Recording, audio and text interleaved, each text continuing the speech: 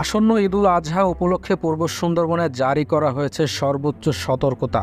প্রতিবছর ঈদের ছুটিতে সক্রিয় হয়ে ওঠে একটি চোরা শিকারি চক্র। তাদের রুখতে এবার বন কর্মকর্তারা ছুটি না নেওয়ার সিদ্ধান্ত নিয়েছেন। বাগেরহাটের সুন্দরবন পূর্ব বন বিভাগ জানিয়েছেন, টহল ফাঁড়িগুলোতে নজরদারি বাড়ানো হয়েছে। বনরক্ষীরা গ্রুপে ভাগ হয়ে গহীন বনে পায়ে হেঁটে টহল দিচ্ছেন। এদিকে গত মে মাসে পরিচালিত ৩৭টি অভিযানে শরণখোলা ও চাঁদপাই রেঞ্জ থেকে ৪২ কেজি হরিণের মাংস, ৩টি হরিণের মাথা, ১২৫ কেজি ফাঁদ, ৩ টন অবৈধ জাল, বিষযুক্ত মাছ ও কীটনাশক সহ ১১টি ট্রলার জব্দ করা হয়েছে।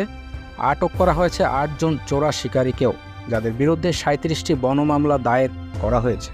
বিভাগীয় বন কর্মকর্তা মোহাম্মদ রেজাউল করিম চৌধুরী বলেন, এবারের ঈদুল আজহায় পূর্ব সুন্দরবনে বনরক্ষী বন কর্মকর্তারা কোনো ধরনের ঈদের ছুটি নেবেন না বলে ব্যতিক্রমী সিদ্ধান্ত নিয়েছেন। গত মাসে সুন্দরবনে কম্বিং অপারেশনে ভালো ফল পাওয়া গেছে। ঈদুল আজহাকে সামনে রেখে সুন্দরবন পূর্ব বন বিভাগে সর্বোচ্চ সতর্কতা জারি করা হয়েছে। চোরা শিকারীদের সুন্দরবনে অপতৎপরতা রুখতে বনরক্ষীরা নিরলস টহল কার্যক্রম চালান।